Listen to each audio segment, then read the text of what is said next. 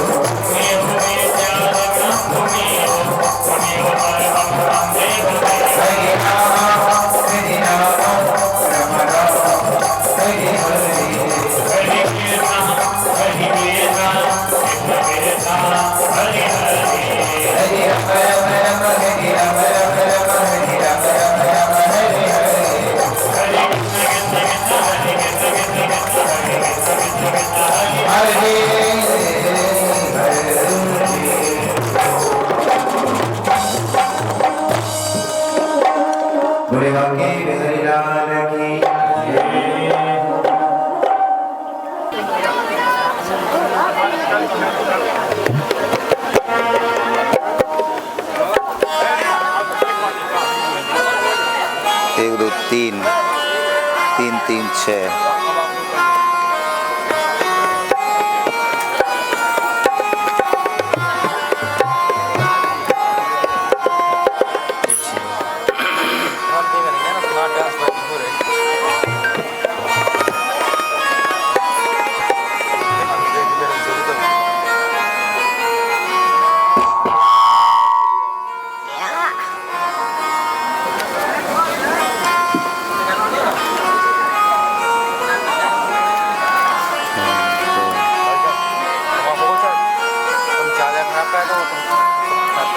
लो 100 हो गए।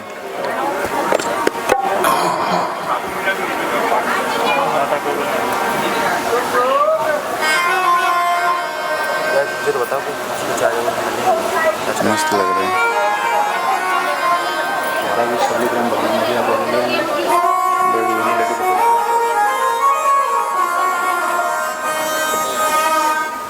वो डाल दो, दुपट्टा डाल दो, ढक दो, उसको जन्म होगा तो निकाल दो,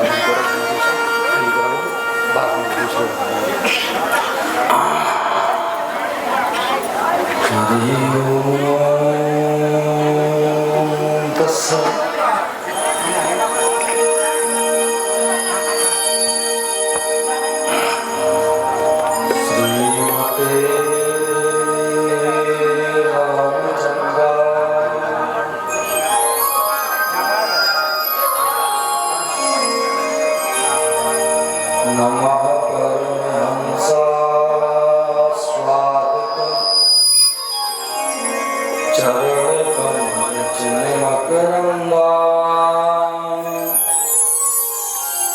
भक्त जनमानस निवासाय श्री रामचंद्राय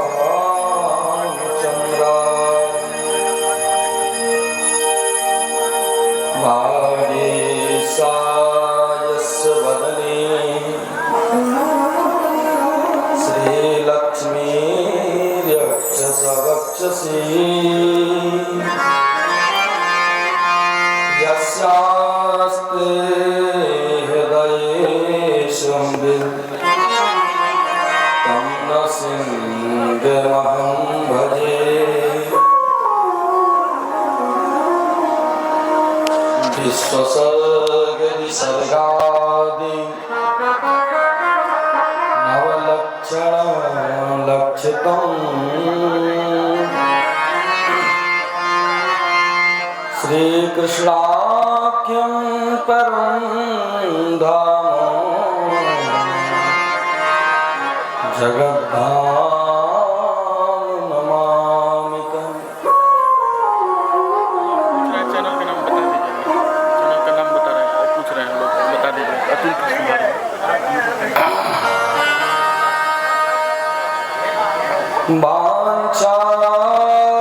वाञ्छाकल्पतरुभ्यश्च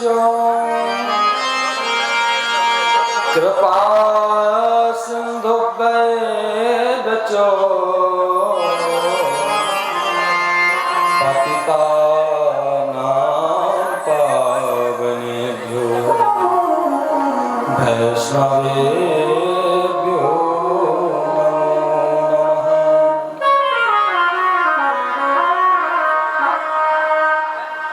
नमो गोभ्यः श्रीमतेभ्यः सौरभीभ्येव च नमो ब्रह्मसुताभ्यश्च पवित्राभ्यो नमो नमः।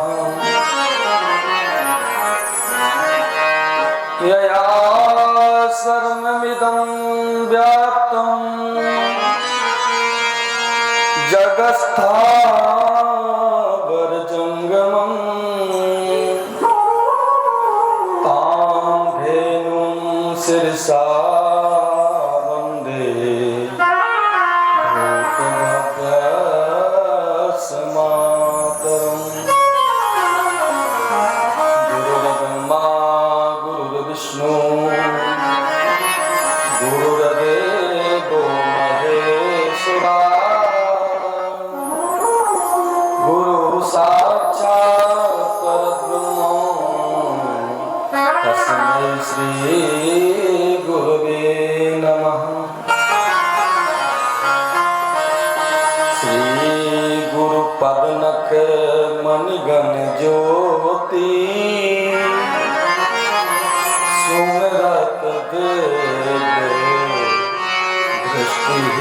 होती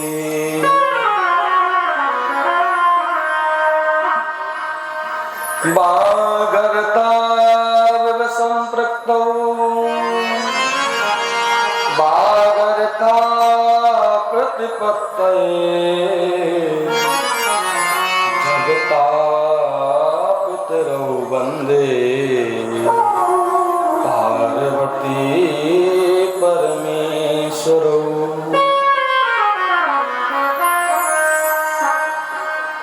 लाख बार हरि नाम कहे एक बार हरिदास अति प्रसन्न श्री लाडली श्री वृंदावन को वास।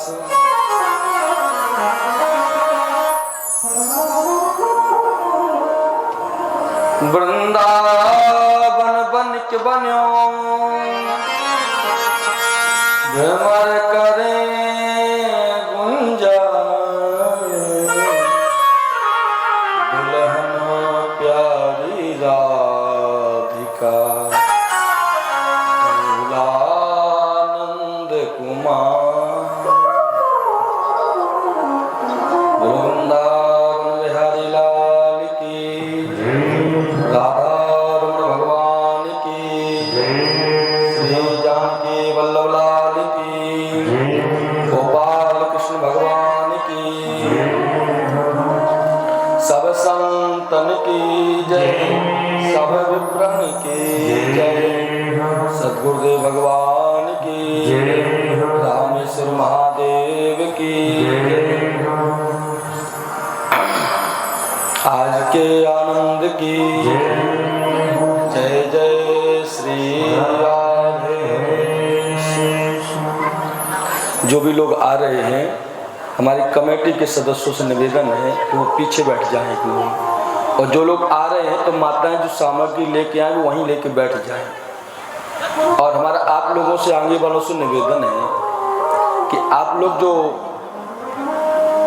कैमरा वाला वो चल रहा है ना, जब आप लोग उसके सामने से निकलते हैं तो वहाँ दिक्कत पैदा होती है उनको। तो आप लोगों से निवेदन है कि यहाँ इस रास्ते में निकलने का प्रयास कम करें, बहुत ज़्यादा कारण नहीं है, और जो जहाँ है वह था बैठे। जब भगवान का उत्सव होगा तो हमें पता है कोई बैठने वाला नहीं है, सब उठ के खड़े हो जाएंगे। थोड़ा सा आप लोग विशेष ध्यान रखिएगा। हमारे गौरी शंकर भैया जी पीछे कुर्सी डाल के बैठ जाएं और यथायोग्य लोगों को समझा के भाई अपनी सामग्री को साथ ले रहे हैं, जब समय आएगा तो आपकी सामग्री ले ली जाएगी। बोलो वृंदावन बिहारी लाल की जय जय जय श्री राम। आइए कुछ हरि नाम संकीर्तन और इसके बाद कथा में प्रवेश करेंगे। ओ तेरे संग में रहेंगे ओ मोहे नाम। एक भक्त और भगवान का संवाद है। भक्त भगवान से कहता प्रभु हम आपके साथ ही रहेंगे, आपका कुछ छोड़ेंगे नहीं। भगवान ने कहा कैसे रहोगे, उसी का संवाद है। बहुत सुंदर बात क्या बोल है। आप भी हमारे साथ गुनगुनाया करो, पीछे पीछे गुनगुनाया करो। शायद भगवान को आपका गाना पसंद आ जाए तो आपको अपनी सेवा में रख ले, यहीं बैठ के गाया करो। भगवान या तो गाने से मिले हैं या भगवान रोने से मिले हैं। भगवान की प्राप्ति के दो ही साधन है भक्ति मार्ग में। या आप गाइए, जितना गा सके सो गाओ, और नहीं मिले गा सकते हो तो जितना भगवान की याद में आंसू बहाओ तो भगवान मिलेंगे। भगवान आंसू बहाने से मिलते हैं, भगवान गाने से मिलते हैं। वो तेरे संग में रहेंगे ओ मोहे राम, तेरे संग में रहेंगे ओ मोहे राम, तेरे संग में रहेंगे ओ मोहे राम, तेरे संग में रहेंगे ओ मोहे राम।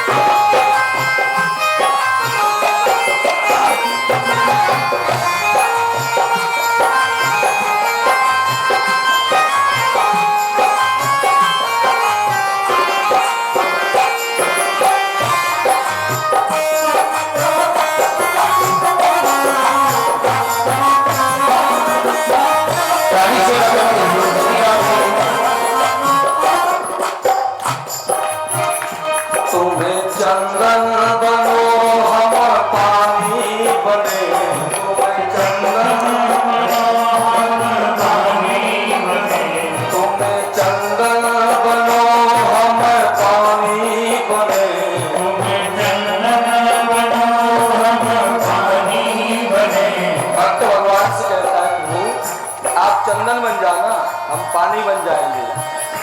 भगवान ने कहा तो क्या होगा, कहाँ मुलाकात होगी? बोले प्रभु वह चंदन जब आपके माथे पर लगेगा ना तो भक्त कहता हमारी मस्तक को मुलाकात होगी। तुम्हें चंदन बनो हम पानी बने, तुम्हें चंदन बनो हम पानी बने, बस तक पे मिलेंगे बस तक पे मिलेंगे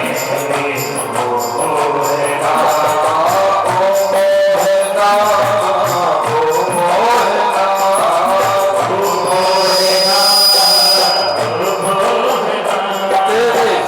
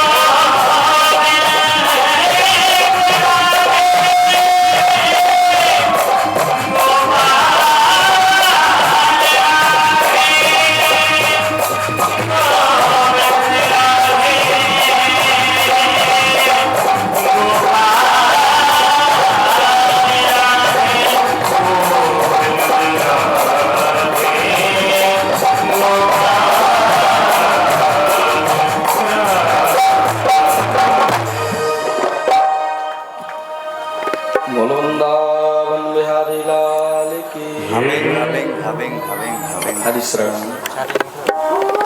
हमारा है ना, ये कब बोलता है, कैसे बोलेगा, इसको चार्ज करना पड़ता है। किससे चार्ज होता है? हरि नाम संकीर्तन से चार्ज हुआ। अब अनलिमिटेड 4-5 घंटे जब तक चलाओ चलता है। हेलो। अथवा दिन भर में बर्तन गंदा हो जाता है तो शरीर रूपी बर्तन को मांज करके तुम स्वच्छ बना के ठाकुर जी की सेवा में शरीर को समर्पित किया जाएगा। भगवान की विशेष कृपा है। हम सब रोहतास नगर के सिट्ठी नामक ग्राम में बैठ करके देवादिदेव महादेव के प्रतिष्ठा महोत्सव के प्रथम पाठोत्सव में श्रीमद् भागवत ग्रंथ के आश्रम में बैठ के अपने मानव जीवन को सफल बना रहे हैं। ये भगवान की बड़ी कृपा है। आज पता चला कि आपका उत्साह बहुत है। ये सब जो परिकल्पना में की थी ना मैंने, ऐसा ऐसा होना चाहिए, उस सारी परिकल्पना को आपने साकार कर दिया। ऐसे लग नहीं रहा कि पहली बार कथा हो रही है, ऐसे लगता है कि आप पुराने जमाने के अभ्यास शुदा हैं, पहले का ही अभ्यास आपको है। अस्तु, विशेष चर्चा को हम विराम करते हुए आइए अब सभी लोग अपने हृदय में भगवान श्री राधा माधव को विराजमान करते हुए, सारे लोक धर्म का त्याग करते हुए, केवल भगवान की स्मृति करते हुए, और 2-3 घंटे का जो सफर है, जो समय है, वो भगवान की स्मृति में गुजारते हैं, जो मानव जीवन की सबसे बड़ी सफलता है हमारी है।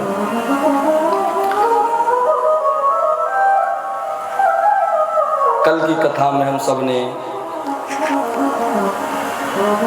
ध्रुव जी के जन्म की कथा श्रवण की, ध्रुव जी का चरित्र श्रवण किया था। भगवान देवादिदेव महादेव की चर्चा की, दक्ष से मनोमालिन्य कैसे हुआ उसकी भी चर्चा की। भगवान ऋषभदेव के चरित्र का आपने श्रवण किया था। और जिस भारतवर्ष में हम सब लोग रहते हैं, वह भारतवर्ष की क्या महिमा है उसका भी हमने श्रवण किया था। जिस भारतवर्ष में जन्म लेने के लिए देवता भी तरसते हैं, देवता भी लालायत रहते हैं, ऐसा हमारा भारतवर्ष है जिसमें हमारा जन्म हुआ है। 28 प्रकार के नरकों का हम आपने श्रवण किया था।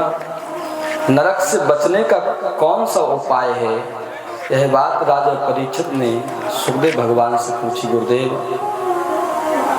जो व्यक्ति पाप करता है वह नरक में जाता है, और नरक में जाने वाले व्यक्ति का उद्धार कैसे होगा, इसलिए कोई साधन हो तो बताइए। 28 प्रकार के नरकों का वर्णन है। सुख के दिनों में लोग रहते हैं तो भूल जाते हैं। कभी एक बार हमारा निज अनुभव है, सरकारी हॉस्पिटल में, मंदिर तो लोग जाते ही हैं, कभी कभी महीने में एक बार सरकारी हॉस्पिटल का दर्शन करके आइए आप, तब पता चलेगा आपको। कटे फटे टूटे फूटे कैंसर के ग्रसित लोग पड़े हुए हैं, चीख रहे हैं, चिल्ला रहे हैं, मौत की चाह कर रहे हैं, मौत मिल नहीं रही है। तो कोई पुण्यात्मा लोग नहीं पड़े वहाँ, कोई पुण्य करके नहीं पड़े, ये वही लोग पड़े हैं जो अपने माँ बाप को सताते हैं, चोरी करते हैं, झूठ बोलते हैं, दम्भ करते हैं, मांस मदिरा का भक्षण करते हैं। ये वही लोग वहाँ जा करके ये भगवान का एक यमराज का छोटा सा शोरूम है ये हॉस्पिटल। जैसे गाड़ी बेचने वाले लोग हैं, बड़ी बड़ी गाड़ी बिकती है ना, तो एक शोरूम बना देते हैं छोटा सा, 10-12 गाड़ी रख देते हैं, भैया वो आपको लेनी होगी तो महाराज फिर सीधा कंपनी से आपके घर आ जाएगी। इसलिए भगवान का, यमराज का एक छोटा सा शोरूम है, सरकारी हॉस्पिटल है। जब एक छोटे से शोरूम की स्थिति को देख कर के हमारा हृदय कांप जाता है, रोम रोम हिल जाता है? घुसना नहीं चाहते महाराज उस शोरूम में, तो जानो कि आप वो भगवान का वो फैक्ट्री जो जहाँ यमराज की फैक्ट्री है, पापियों की धुलाई होती है, वो कितना बड़ा भयानक होगा।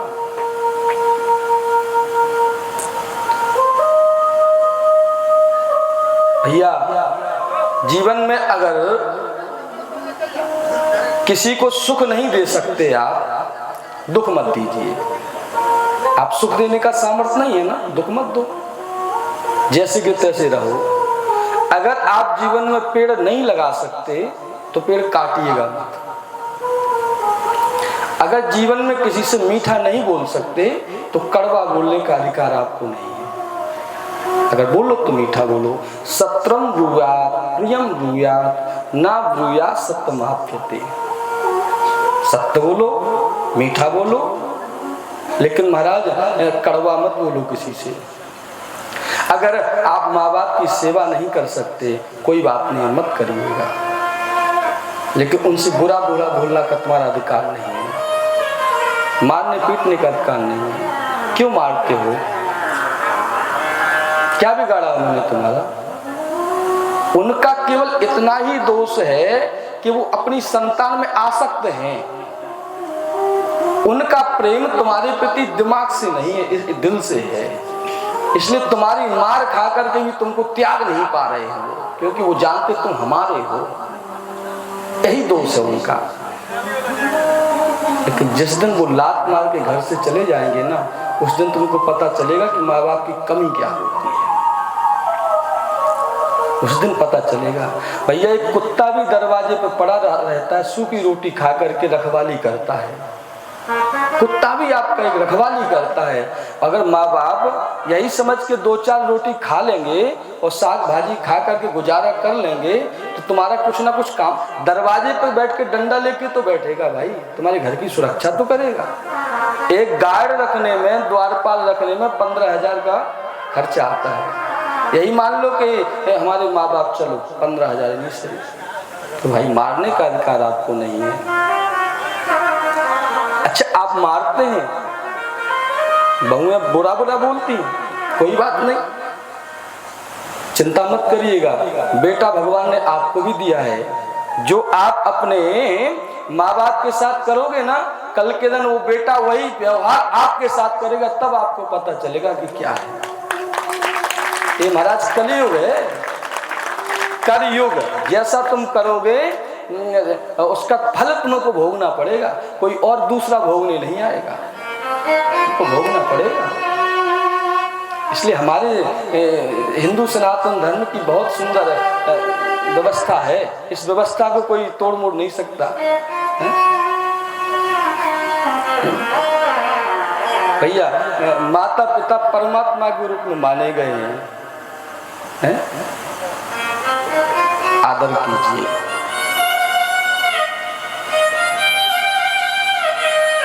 बहुओं को भी चाहिए कि हम अपनी माँ को छोड़ करके आए। एक माँ छोड़ करके आए, दूसरी माँ तो मिल गई, और उस सासू माँ को भी चाहिए, हमने अपनी बेटी विदा की तो दूसरी बेटी मिल गई। दोनों इस तरह से रहे ना, तो कैसा सुंदर रिश्ता निभेगा। भैया जितने जो ये पाप करने वाले हैं ना, चोरी करने वाले, मांस भक्षण करने वाले, दारू पीने वाले, और माता पिता को सताने वाले, झूठ बोलने वाले, वृक्ष छेदन करने वाले, मिथ्या भाषण करने वाले, ये सब 28 प्रकार के नरकों में डाल दिए जाते हैं। परीक्षित जी की महाराज, परीक्षित जैसे राजा थर थर कांपने लगे, गुरुदेव इन नरकों से बचने का कोई साधन है क्या? इनसे कैसे बचा जाए?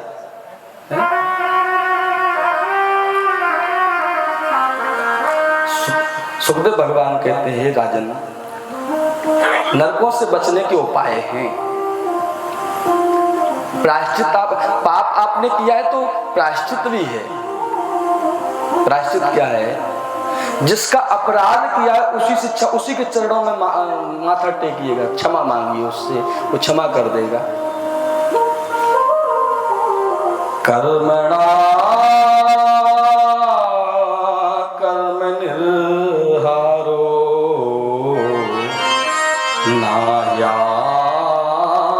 केश्यते अविबद्धविकारित्वा प्रायश्चित्रं विमर्शनम्। हे राजन, ध्यान योग समाधि के द्वारा प्रायश्चित किया जा सकता है। राजन परीक्षित ने कहा गुरुदेव ये तो संभव ही नहीं है, कलयुग में ये सब ध्यान योग समाधि ये सब संभव है क्या है? अरे व्यक्ति को 12 बजे तक भोजन ना मिले तो मेरा धरती आसमान एक कर देता है? पत्नी का बस नहीं चलता है तो पति आकर के पत्नी को 2-4 तुम्हारा जमाई दे। कुछ काम धंधा नहीं है, बैठी बैठी रहती हो, भोजन नहीं बना सकती, 12 बज गए भूख लग रही है। इनसे कहो भी तुम महाराज समाधि लगाओ ध्यान करो, ये कर पाएंगे? कलयुग का प्राणी नहीं कर सकता। राजा परीक्षित ने कहा गुरुदेव ये तो ऐसे समाधान हो गया, किसी के व्यक्ति के पास में 10 रुपए ना हो और वो डॉक्टर के पास जाए तो डॉक्टर कहे भैया एक काम करो, स्वर्ण भस्म ले लेना, उसमें शहद मिला के खाना। उसके पास तो नहीं है 10 रुपए, स्वर्ण भस्म कहां से लाएगा? कैसे संभव है? गुरुदेव कोई और सरल साधन हो तो बताइए। ये उपाय उत्तम उपाय नहीं है, इस बस की बात नहीं है, कोई और साधन है? सुखदेव भगवान कहते हैं राजन केचद के बलया भक्त्या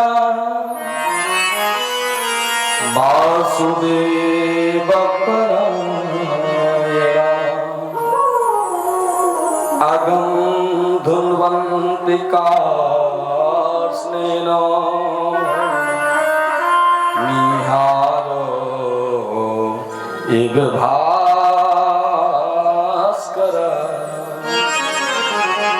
केचद एक बार क्या करना है? केचद केवल या भक्त्या वासुदेव परायण। जो झूठ में धोखे से उठते गिरते बैठते चलते फिरते किसी तरह अगर भगवान का मुख से नाम निकल जाता है तो नामोच्चारण महात्म्यम कहते नाम की इतनी महिमा है कि जब जितने बार तुम्हारे मन से नाम निकलेगा तो उसी पल सारे पाप जल के राख हो जाएंगे। कैसे? बोले अघम धुन्वन्ति कार्ष्णेनो। आपने देखा होगा ठंडियों के दिनों में कोहरा पड़ता है और जब भगवान भगवान भास्कर का उदय होता है तो धीरे धीरे कोहरा छट जाता है। इसी प्रकार जीव के पाप जो हैं भगवान के नाम लेने से कोहरे की तरह सब छट जाते हैं, सब खत्म हो जाते हैं। भैया नाम की महिमा कहां तक गाई जाए? नाम की महिमा तो भगवान शिव कहते कहते थक गए हैं, क्या कहें। भगवान महादेव अपनी प्रिया अपनी कल्याणी अपनी अर्धांगिनी पार्वती से कहते हैं हे देवी तुमको सुनना है ना, मेरा अनुभव सुनो, मेरा निज अनुभव। दूसरे का नहीं बताते कि अमुक व्यक्ति ने जपा अमुक व्यक्ति ने जपा, वो उसका नहीं बताते, अपना बताते। बोले क्या?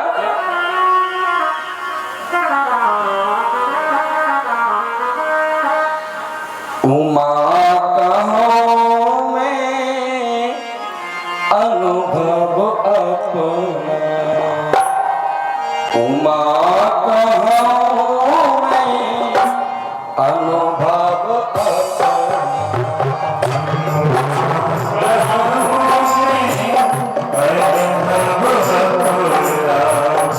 उमा कहो में अनुभव अपना, उमा कहो में अनुभव अपना।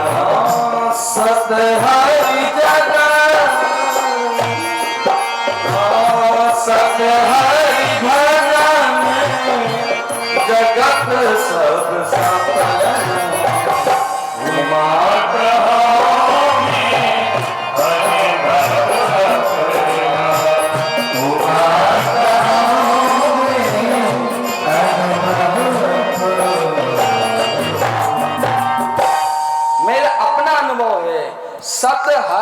भजन भजन ही केवल सार है, जगत सब सपना।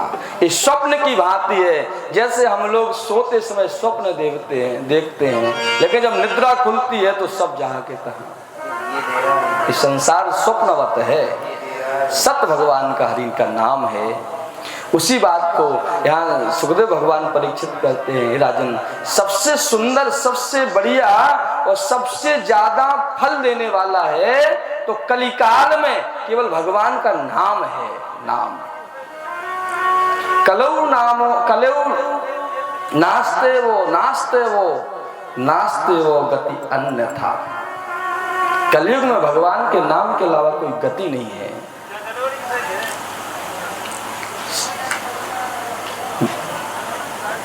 सतयुगे ध्यायते विष्णु त्रेतायाम यजतो मखै द्वापरे परिचर्यायाम कलौ तद्धव कीर्तनात्। सतयुग द्वापर त्रेता में अन्य अन्य साधन थे, उनसे जीव रहता था, उनका करता था उनको, और वो भगवत धाम जाते थे। लेकिन कलयुग में कली महाराज की कृपा से साधनम भस्मताम गतः, सारे साधन भस्म हो गए हैं। कोई एक साधन आप हमें यज्ञ के लिए बता दीजिए, जो यज्ञ के लिए एक साधन उपलब्ध आप करा पा रहे हो। और महाराज पूरी धरती पे यज्ञ हो रहे हैं, जहां देखो तो हम यज्ञ हो रहे हैं। फसल कट जाएगी ना, अभी जिस किसान फुर्सत हो जाएगा, फिर देखना तुम महाराज कितना धुआं उड़ेगा। जहां देखो तो यज्ञ, जहां देखो गांव गली गली यज्ञ हो रहे। यज्ञ में महाराज कोई साधारण है नहीं, यज्ञ समम बंधु नहीं, यज्ञ समम रिपु। यज्ञ जैसा कोई कल्याण करने वाला साधन नहीं है, और अगर यज्ञ वही यज्ञ सही विधि से ना हो तो यज्ञ जैसा विनाश करने वाला कोई साधन नहीं है। इसलिए आज आसुरी वृत्तियों को प्रबल हो रही है, आसुरी वृत्ति प्रबल हो रही है, देव सत्ता प्रबल नहीं हो रही है। यज्ञ तो हो रहे हैं, तो उस जो आप जो वस्तु डाल रहे हो ना कुंड में, उससे आसुरी वृत्ति प्रबल हो रही है। असुर देवताओं को मार के भगा देते हैं तो देवता उससे ही फल नहीं दे रहे, असुरों की जमात जुड़ी पड़ी, असुरों का बलशाली हो रहे। आप कहोगे कैसे? आपके अभी हम कह दें कि 1 किलो गैया का देसी घी चाहिए हमें हवन के लिए, हाथ खड़े करो, महाराज नहीं हो सकता। और आप अभी नौखा जाएंगे तो 50 क्विंटल घी आपको मिल जाएगा, पैसा तो मिल जाएगा। उनसे पूछो घी कहां से आया, कहां से आया? सब मिलावटी है। उसी गौ माता को मार करके उसकी चर्बी से घी बना दिया गया, इधर उधर की वस्तु से, अखाद्य वस्तु से घी बनाया, उसी को आप हवन में झोंके जा रहे हो। तो बड़ा अखाद्य वस्तु कौन खाता है? देवता की असुर, असुर खाते हैं। वो खा के बलवान हो रहे हैं, देवताओं को भोजन नहीं मिलता, भाग जाते हैं। न यजमान की पात्रता, यजमान योग्य नहीं है, ना महाराज भूमि की पात्रता, भूमि भी पवित्र नहीं है यज्ञ करने के लिए। भूमि की पात्रता होती है, योग्यता होती है, यजमान की योग्यता होती है, आचार्य की योग्यता होती है। और जो महाराज यज्ञ में सबके अपने कुल जाति के अनुसार सबका कार्य यज्ञ में होता है, सब उल्टा पलटा। जिसको यज्ञ नहीं करना चाहिए, जिसको झाड़ू की सेवा करनी चाहिए, वो जाके महाराज कुंड में बैठ के स्वाहा स्वाहा। और जिसका यज्ञ करने का अधिकार है, वो जाके महाराज वो सब्जी लेने की सेवा कर रहा है, सब्जी ढोता फिर रहा है, सब उल्टा पलटा है। इसलिए कलयुग केवल हरि नाम के लिए है, क्योंकि सारे साधन भस्म हो गए। लेकिन हम आपसे पूछते हैं, भगवान के नाम में क्या मिलाओगे? कृष्ण, गोविंद, गोपाल, मुकुंद, माधव, क्या मिलाओगे इस नामों में? इसलिए केवल केवल विशुद्ध भगवान का नाम है।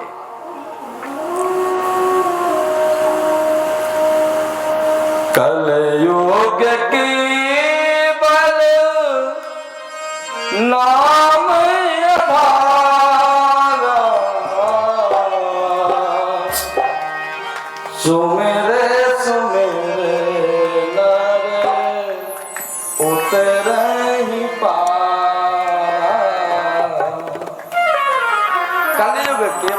कलयुग केवल संसार रूपी समुद्र से, संसार रूपी समुद्र को पार करने के लिए नौका है तो केवल राम नाम की नौका। नाम के सहारे बैठ जाइए, भव सागर से पार हो जाएंगे। कहाँ कहो लगी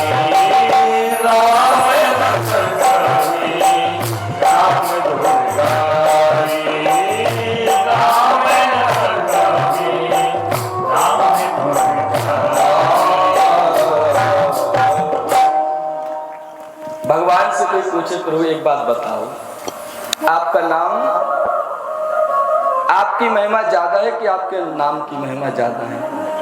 तो भगवान भी मौन हो जाएंगे, बता नहीं पाएंगे। अयम तू तारिका अयोध्या, भगवान ने तो केवल अयोध्या का उद्धार किया है, लेकिन नामात्रि भुवनत्रयम, भगवान के नाम ने तुम्हारा तीनों लोकों का जिसने जपा उसी का उद्धार किया। एक विनोद की बात बताते हैं। सेतुबंध रामेश्वर की स्थापना हो रही थी। नल नील, जो राम जी के दल में दो इंजीनियर थे, नल और नील इंजीनियर थे। ये हमारे इंजीनियर दो कितने गजब के हैं। ये भ्रष्टाचार वाले नहीं थे, पैकेट वाले कमीशन खोर इंजीनियर नहीं थे। हाँ, जो आज के लोग पुल बनाते और उद्घाटन होते होते वो भगवान से प्रार्थना करते, प्रभु उद्घाटन तक बच जाए, इसके बाद भले ही गिर जाए। क्योंकि कमीशन का जमाना है, 20%, 25%। नल नील दो इंजीनियर थे। सेतुबंध रामेश्वर की स्थापना ऐसे अद्भुत पुल बनाया कि आज भी बना है महाराज। आज भी सेतुबंध रिसर्च हो रहा है कि रामेश्वर में पुल आज भी बना है। वो पहले सरकार तोड़ना चाहती थी, उस पर आंदोलन हुआ तो उसको सुरक्षित कर लिया गया है। तो सब लोग अपने अपने सामर्थ्य अनुसार सेवा कर रहे थे। एक कथा है ना, ये सेतुबंध का पुल है, रामेश्वर का पुल है, रामेश्वर महादेव का एक पुल है। इसमें सबको अपने सामर्थ्य अनुसार सेवा करनी चाहिए। सेवा के 3 प्रकार हैं, तनुजा, सेवा के 2 प्रकार हैं, तनुजा और वित्तजा। अगर आपको भगवान ने धन नहीं दिया है तो शरीर से सेवा करिए, तन से सेवा कीजिए। और अगर आपके पास सामर्थ्य धनवान है तो अपने धन से सेवा कीजिए।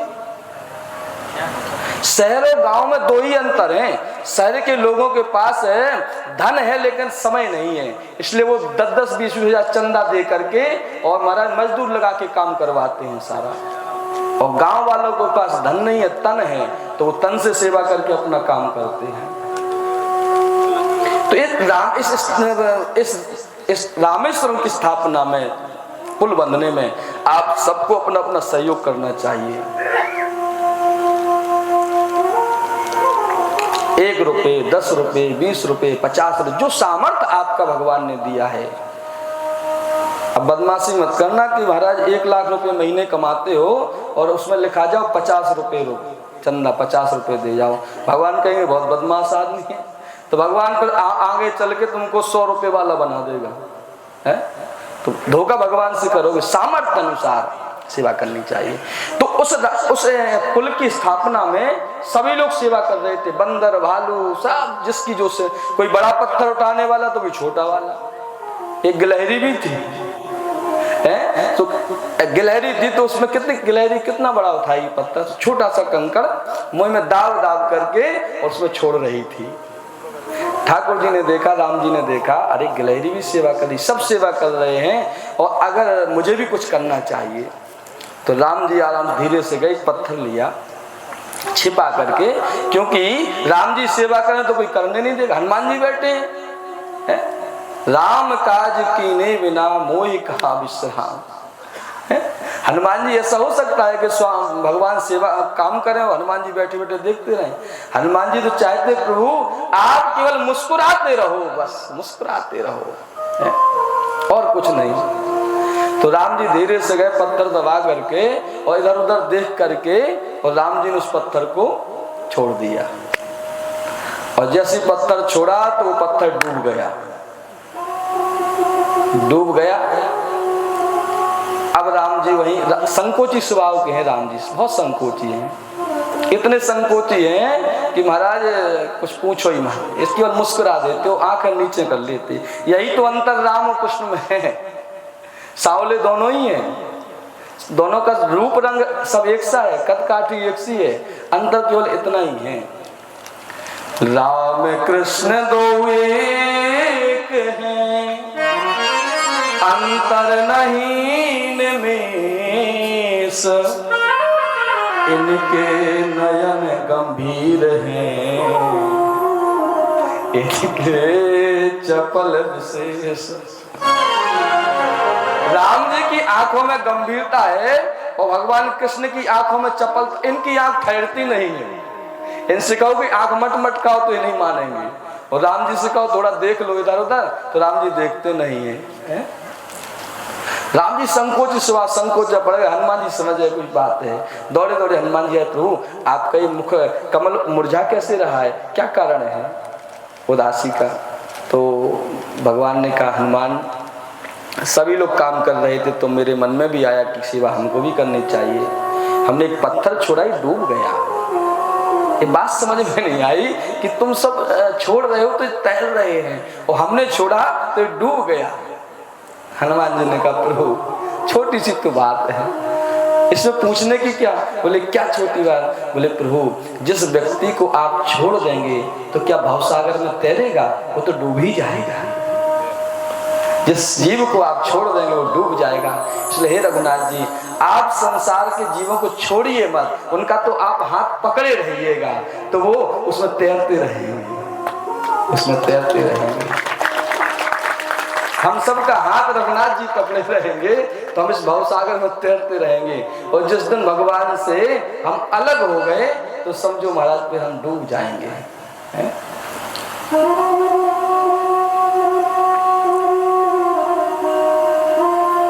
हरि से विमुखे काहू न सुख पायो, केचिद केवल या भक्त्या। एक बार धोखे में हो, सोते हो, गिरते हो, उठते हो, बैठते हो, भगवान का नाम निकल जाए तो सारे पापों को ऐसे जला के राख कर देता है जैसे निहारो एवं भास्कर रहा, सूर्य भगवान के उदित होने पर कोहरा छट जाता है। इसलिए भगवान नाम संकीर्तन कलयुग में सर्वश्रेष्ठ है। कहते एक कानकुब्ज कन्नौज में रहने वाला, कानकुब्ज विप्र कुल में एक ब्राह्मण था जिसका नाम अजामिल था। कानकुब्जे दुजा कश्चित् दासी पति अजामिला, नामना नष्ट सदाचारो, दास्या संसर्ग दूषिता। गायत्री जपता था, संध्या बंदन करता था, पूजा पाठ करता था, कर्मकांड पूरा सब कुछ संपन्न था। ब्राह्मण कुलीन ब्राह्मण था। कानकुब्ज विप्र ब्राह्मण था। बिगड़ कहाँ गया? कहाँ बिगड़ा? केवल कुसंग में फंस गया, कुसंग में बिगड़ा। एक अजामिल कुसंग में फंस करके उसने अपने ब्राह्मणत्व का नाश कर लिया। जो माला झोली पंचपात थे ना, सब वो सब खूंटी पे टंग गए, और एक वैश्या को देखा, उसमें आसक्त हो गया और जीवन बर्बाद कर लिया। हमने शायद कल आपको बताया था, एक अजामिल वैश्या के कुसंग में फंसकर अपने ब्राह्मणत्व का नाश कर लिया, और एक वैश्या संत के संग में आकर के भगवत धाम चली गई। एक वैश्या भगवान संत के संबंध में आ गई। भक्तमाल में खूब प्रसिद्ध चरित्र है कुम्भन दास जी महाराज जी का। श्रीनाथ जी की सेवा के लिए आए थे आगरा। उस समय मथुरा में बाजार नहीं था, मार्केट नहीं था, आगरा आते थे लोग। रास्ते में नाच हो रहा था, नाच रही थी वैश्या। महात्मा ने देखा क्या हो रहा, भीड़ कैसी लग रही, गए देखे वैश्या नाच रही है, इतना सुंदर नाच रही थी कि महात्मा का हृदय गदगद हो गया। लोगों ने कहा बाबा जी की बुद्धि भ्रष्ट है गई, देखो ये भी बाबा जी दाढ़ी वाली बाल रख करके और देखो नाच देख रहे हैं। लेकिन महात्मा का विचार तो कुछ और ही था। महात्मा ने सोचा काश इतना सुंदर नृत्य हमारे श्रीनाथ जी के सामने है, नाच बेटी नाचे तो कितना हमारे श्रीनाथ जी प्रसन्न होंगे।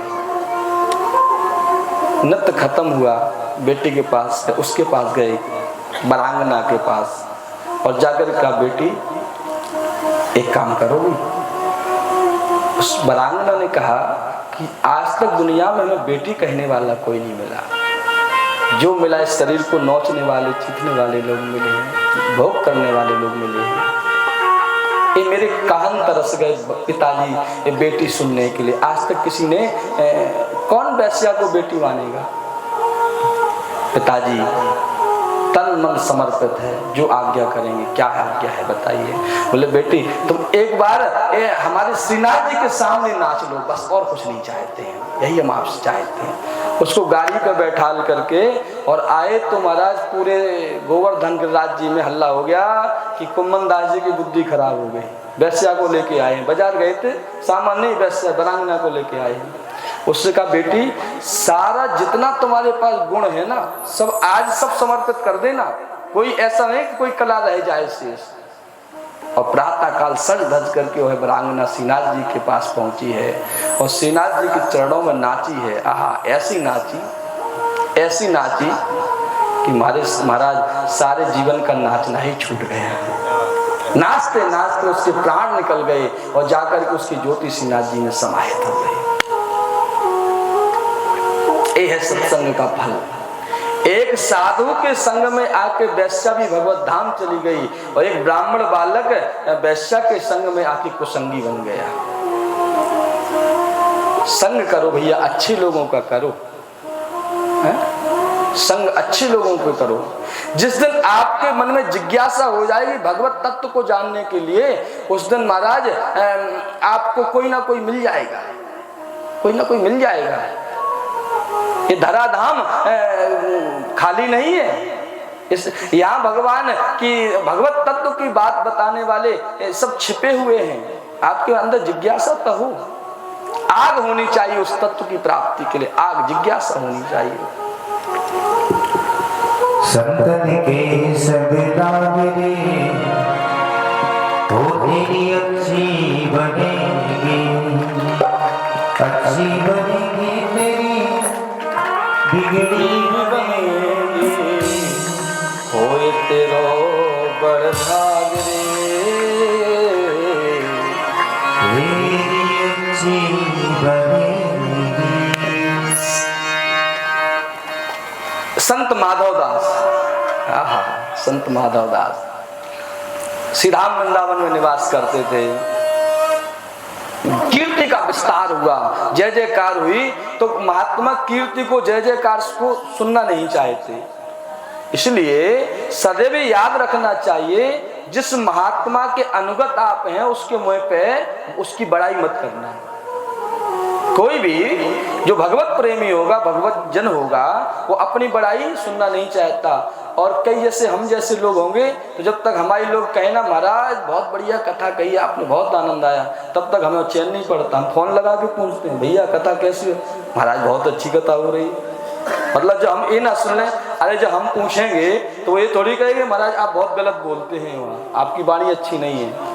अरे वो तो चाटुकार आदमी यही कहेगा महाराज बहुत अच्छी बोलते हैं, बहुत आनंद है। तो संत माधवदास जी श्री राम वृंदावन को छोड़ करके और जगन्नाथपुरी चले गए। जगन्नाथपुरी में रहते और जगन्नाथपुरी में ही महाराज विस्तार हुआ तो उनकी जय जयकार होने लगी। तो गांव में एक बुढ़िया के पास भिक्षा मांगने के लिए गए। जैसे उसके दरवाजे पहुंचे तो उसने गाली देना शुरू किया, खूब खरी खरी गाली थी। बड़ा मोटा ताजा घूमता है, कुछ करता धरता नहीं है, राम राम राम राम जपता फिरता है। अरे भगवान ने इतना बढ़िया शरीर दिया, जाओ कमाओ खाओ, भीख मांगते घूमते हो। माधवदास ने कहा ये बढ़िया घर मिला, यहाँ तो गाली मिलती है। और अब महाराज रोज सुबह से माधवदास उसी बुढ़िया के पास है, मैया भिक्षाम देही भिक्षाम देही। अब वो बुढ़िया रोज गाली सुनाए। एक दिन वो चौका लगा रही थी। एक पोता होता ना पुराने, जब आप गैस का जमाना है तो खत्म है कहानी, तो पोता लगा रही थी तो उस मैया ने उठा के वो फेंक के पोता ही मारा। मैया धन है तेरे जीवन को, अरे तूने आज कम से कम पोता तो दिया। और पोता को ले गए वो। उस बुढ़िया के घर में पोता नहीं था, नाती पोता नहीं थे। ये संयोग है। तो इस संत ने एक पोता को अपना लिया। उससे जिस कीड़े मकोड़े मट्टी में पड़ा रहता, गलता रहता, उस पोते को मिला तो उसको अपना लिया। उस पोते ने संत का संग किया तो क्या हाल हुआ।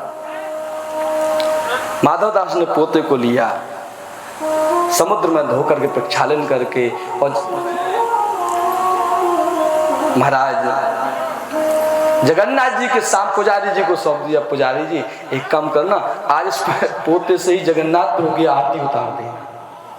उस पोते को बत्ती बना करके घी में डुबा डुबा करके आरती में सजा दिया गया है। जो पोता वह उसमें पड़ा था, चूल्हे में फेरा जा रहा था, आज वो पोता संत का संग करके कहाँ पहुंच गया?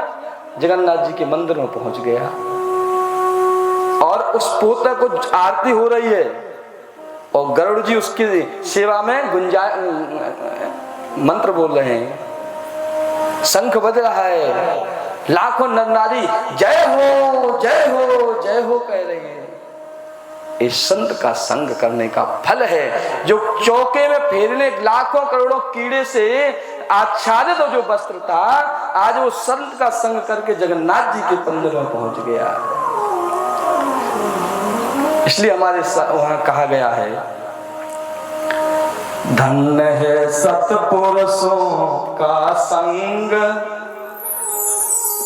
बदल देता जीवन का रंग। धन्य है सत्पुरुषों का संग, बदल देता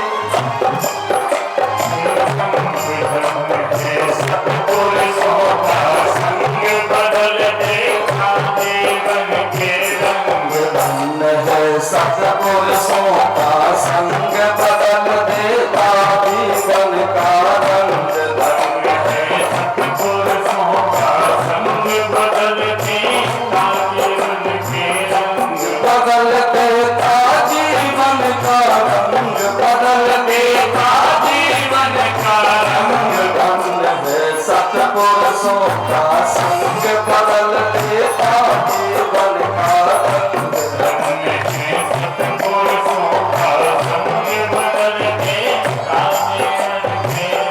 हरि हरि बोल सियाराम।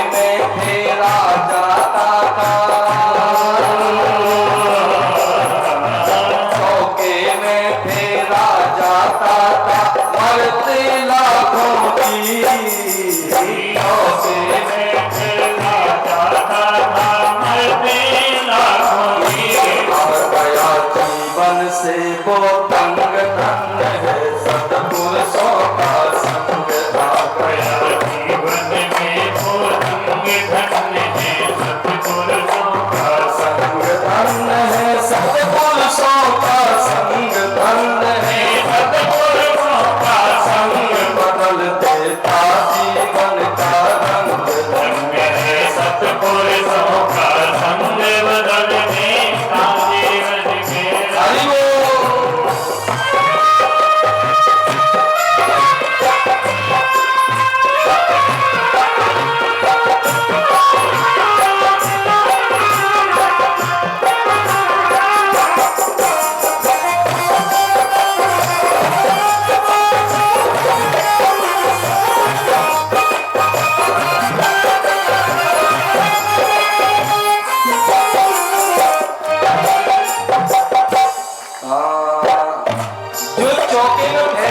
पोता था वो जगन्नाथ जी क्या पहुंच गया। अब पोता अपने भाग्य सौभाग्य को आशीष रहा है।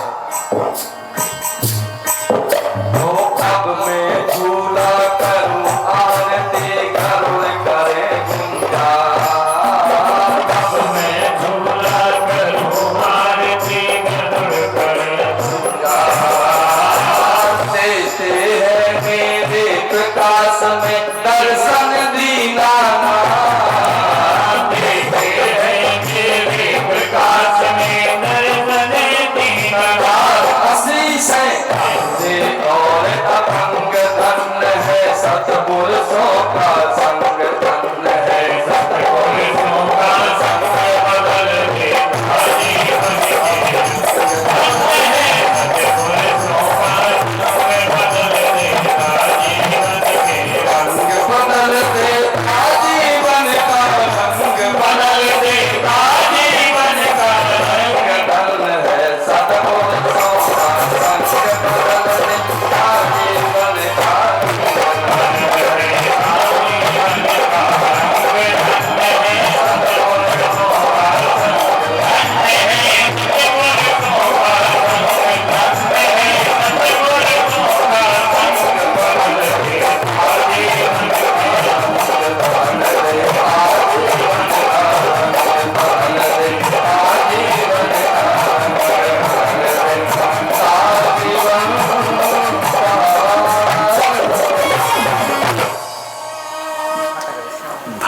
धन्य है सतपुरुषों का संग।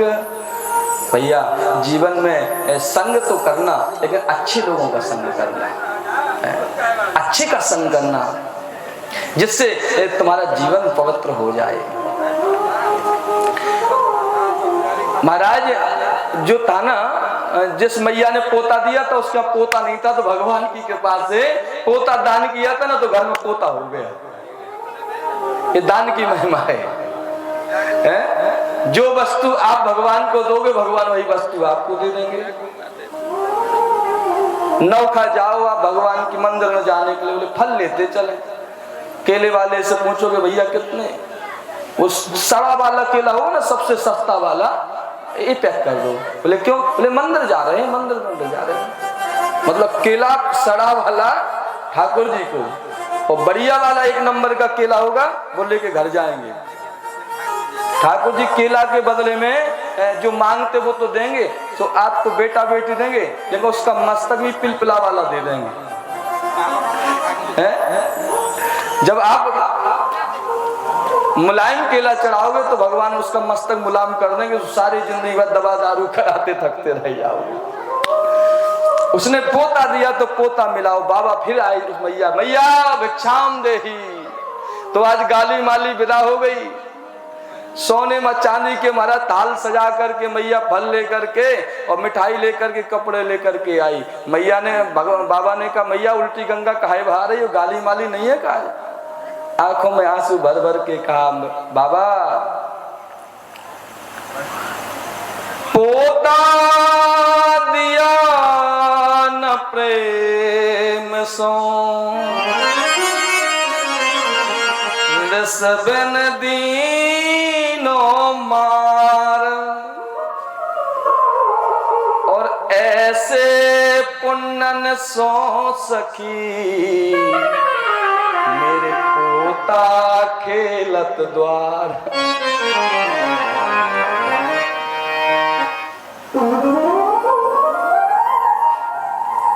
ऐसा पुण्य से पोता का जन्म होगा।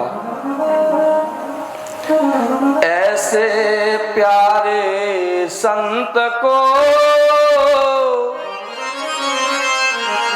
देती प्रेम प्रसाद, तो घर में फिर उपजते जैसे ध्रुव प्रहलाद।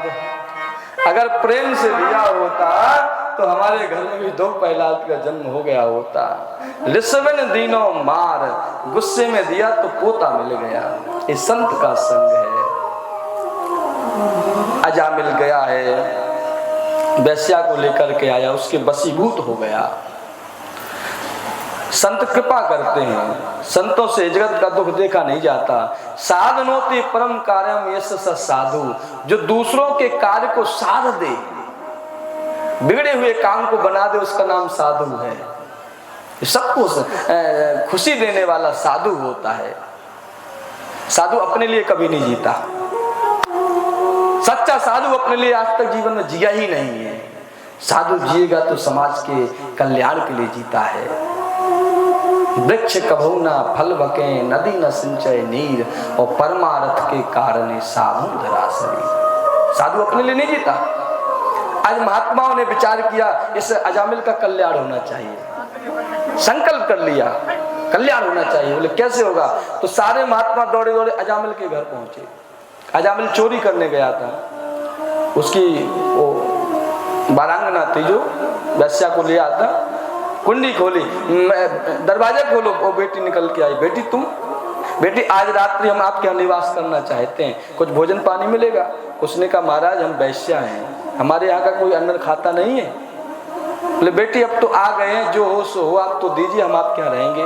उसके आंखों में आंसू आ गए, महाराज आप मेरे दरवाजे। उसने आटा दावल चावल दिया, महात्मा ने प्रसाद बनाया, ठाकुर जी को भोग लगाया, तुलसी दल पधरा करके जो कुछ प्रसाद था सो उससे वैश्या को पैर दिया। बेटी प्रसाद पाओ, भगवान का प्रसाद है। बुद्धि पवित्र हो गई प्रसाद पाने से। बेटी एक काम करो, दक्षिणा दोगी? कुछ साधु ब्राह्मण को जीवाने के बाद दक्षिणा देनी चाहिए। हमारे यहाँ कहावत है दांत घिसाई है, ब्राह्मण ने भोजन किए तो मेहनत हुई तो दांत घिस गए, इसलिए कुछ पारितोषक दक्षिणा देनी चाहिए। दक्षिणा अजामिल आ गए, अरे महाराज एक किसने बुलाया इनको? हटो हटो हटो। पत्नी ने कहा हमने बुलाया इनको। क्या बात है? बोले देवी आपने बुलाया तो 1 महीने ठहरा लो, अपन को क्या परेशानी? अरे 2 घर चोरी करते तो 2 घर और बढ़ा देंगे, क्या परेशानी?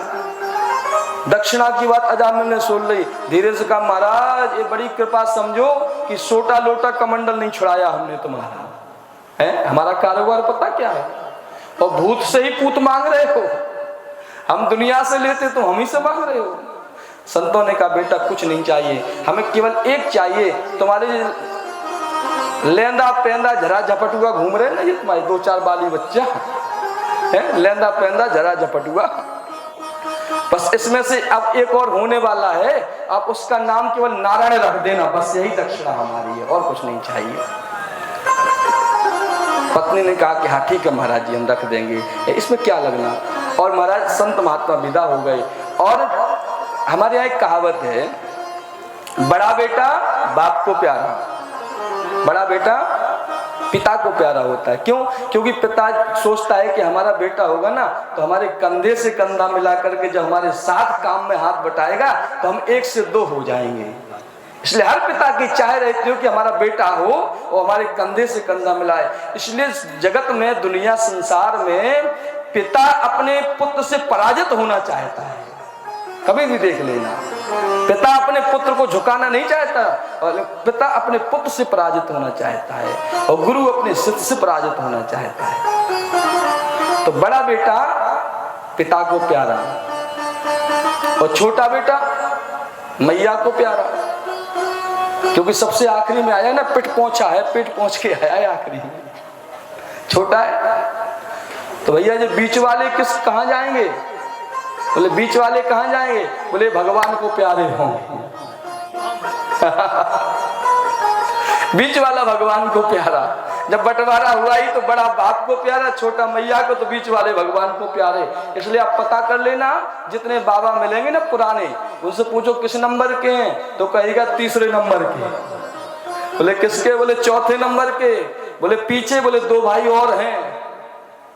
जितने मिलेंगे सब बीच वाले मिलेंगे। लेकिन ये जो छोटा बेटा था, ये माँ बाप दोनों को प्यार, क्योंकि नारायण नाम था ना। अब तो सोते हंसते खाते उस अजामिल उस बालक को ही याद करता था। मृत्यु का अंतिम समय आया, और जैसे मरने का समय आया तो यम के दूत निकल के आए और बुला रहा था नारायण नारायण, अपने बेटा को बुला रहा था। वो भगवान को नहीं बुला रहा था, बेटे को, बेटे को बुला रहा था। तो भगवान के दूत आ गए,